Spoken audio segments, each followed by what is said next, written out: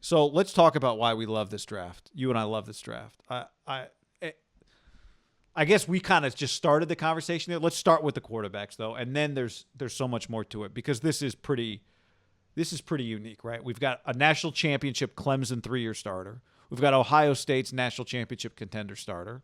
We got this guy Zach Wilson who burst onto the scene when no one else was playing football. He was like the only quarterback on the West Coast playing football. We got Alabama's national champion, a Heisman finalist starting quarterback.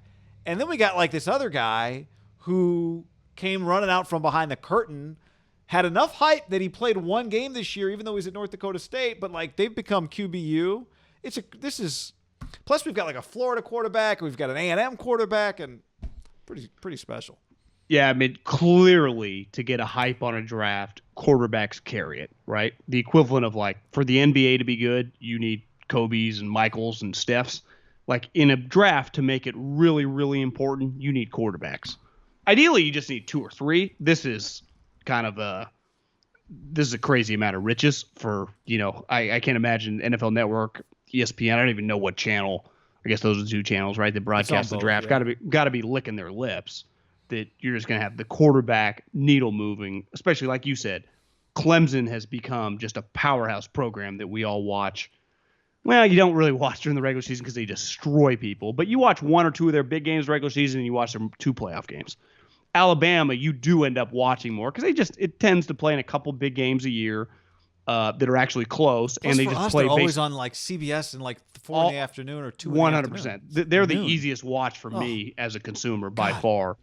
Like you said, BYU was very unique this year, and the kid was just really special. Like it was eye-opening how good the fucking guy was. I mean, he looked right. He was in a QB battle to win a job. I don't quite remember it that way, but yeah, you'd know better than me. I don't either. I don't. The one scout said, like, it's just he's a young enough now where clearly he copies Aaron Rodgers, like his playing style. And you have to, like, there are going to be kids that copy Steph, but you're going to have to be able to shoot. Eventually, we're going to get a guy like, damn, a guy kind of plays like Steph. And I'm talking a guy that's like 15 now that's going to come up and it's really going to stand out. That's what this guy did. And if he gets drafted number 2, like, that's a remarkable story.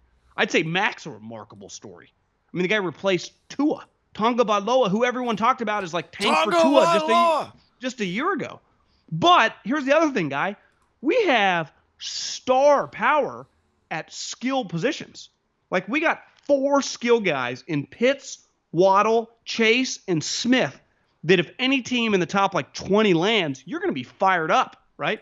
You're going to be like, we just got a star receiver / tight end. Obviously, Pitts is probably going to be the first of the bunch.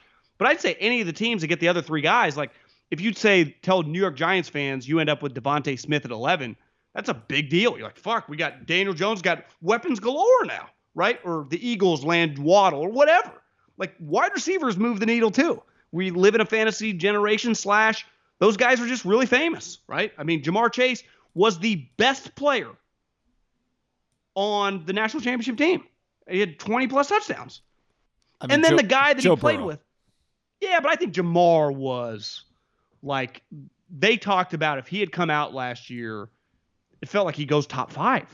And maybe, who knows, once you jive into it. Yeah, I mean, quarterback's more important, but I just think in a vacuum, the player, like Jamar Chase was a dominant player in the SEC, could not be stopped. Yeah. Like Joe Burrow did have he doesn't have a great arm. Like what are Jamar Chase's flaws really? It was speed, and then he ran a 4.38. Now, I know he's not necessarily that fast, a little inflated at the, no combine with the electronic times. But my point is Jamar Chase was an absolute needle mover in the greatest wide receiver draft ever. I mean, every executive was saying that. They're like, yeah, the best guy is not even eligible, right? I think the QB thing is a double whammy always. When you've got multiple quarterbacks that go high, it's a double whammy because you've got all the quarterbacks to talk about, and then they push people down. Like, I just think we could go through this draft, and I've got on the YouTube, if you got the draft order up, you can see it too. But let's say Atlanta's sitting there at 4 and Justin Fields is on the board, and they've got this guy who grew up in the state, who went to Georgia, who left and went to Ohio State. They got Matt Ryan. They could draft Kyle Pitts, but they could draft. When are they going to be sitting here? If you're Arthur Smith, to me, it's crazy. Unless you hate Justin Fields, I think Atlanta would be insane not to take him at 4. Then you got Cincinnati, who historically they're awful at drafting linemen, and they take a lot of receivers. They could take Jamar Chase at 5. And if that happens, that means Miami at 6 traded back from 3, and then Kyle Pitts falls in their lap. But they don't have to take Kyle Pitts because they got Gesicki. They could take somebody. They could do what Cincinnati potentially does and take their quarterback's college teammate, right? They could take Devontae Smith or Jalen Waddle. It's like, holy shit. Now Detroit's sitting there, and Trey Lance or Mac Jones or Justin, there's 2 quarterbacks sitting there for them, or 1 quarterback, I guess, sitting there for them, potentially. But they just did the Goff thing. So if you're them, you don't do that. Maybe you take Panay. But maybe there's still 2 other tackles on the board. Maybe you trade back. You let somebody else come up and take Panay.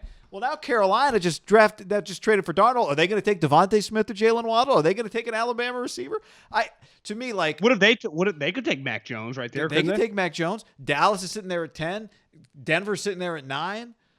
Philly's at 12. Always dangerous to move up. I think this thing is incredible. The quarterback started, but we've got Alabama receiver, LSU receiver, Florida tight end, and then everyone, elite tackle prospects. I'm probably missing somebody.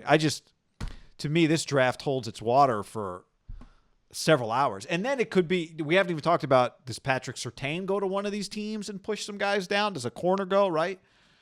Does a linebacker go and push down a receiver or 2? Well, I would say more than ever, and really following the draft, for a living now for over a decade, the least amount of defensive players talked about. Now, it's mainly because 5 quarterbacks overwhelm, but then I feel like those 4 skill guys, I know he's called a tight end. I just call him like an ass kicker. And the 3 that'll wide come up in receivers. arbitration. So you got the 5 quarterbacks and the 4 skill. That's 9 players that just naturally get all the headlines. And part of it is there isn't a Bosa brother. There isn't a Myles Garrett. There is not a pass rusher. Because typically those guys are stars, right? Mm-hmm. Everyone wants the Khalil Mack. I know he didn't become a great player, but Clowney was a major guy. Right. Major story.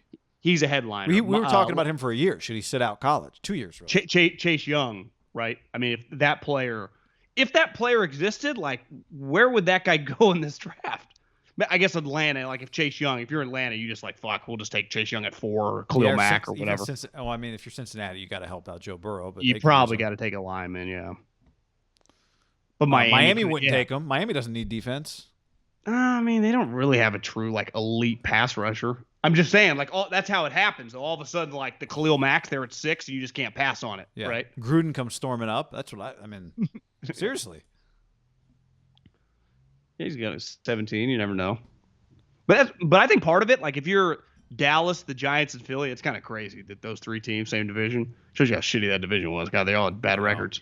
I guess the Eagles traded back, but they're going to be 3 good players right there, non-quarterbacks, and none of those teams are taking a quarterback. I guess the Eagles always could be. I was told to just keep an eye if one of the guys they love is tumbling, just to move up a couple spots to get. It'd be like Justin Fields, because again, Justin Fields guy, if he's there at 9 or 10, I guess I don't know if Dallas would do a deal, but I guess maybe you would if you could just get a 2nd-round pick. It would be weird. Yeah, if he's there at 10, maybe they could get more than. You might get. Now all of a sudden, New England's coming up from 5. If you're Dallas, would you trade and you knew you had 2 teams wanting to come up to 10 for Fields? One was Philly in your division. One was New England. What is the difference? Was the difference going 2 spots back? I get a 3rd and go 5 spots back and get a 2nd. Yeah. And you send him to the AFC, and then if Bill turns out to turn Justin Fields into a superstar, I think it would depend on who you loved, who you wanted, / who was on the board, and then if you move back 3-5 spots, is there going to guarantee to be one of the guys? I think it would just depend on the situation. Yeah. The one thing you do see in the draft, you just why do you care? If the Eagles are willing to give you a 2nd-round pick to move up 2 spots, you're yeah, we'll just take the 2nd-round pick and move back, right? Yeah, I would say if you're in my division and I can't take a quarterback, but I like the guy, I don't think I could do that. If I think the guy is good. You'd rather just take a little less and send him to New England or something? I think so. I would, yeah. To me, it just normally depends I would not operate like that, but At what discount? What if it's like 50% discount?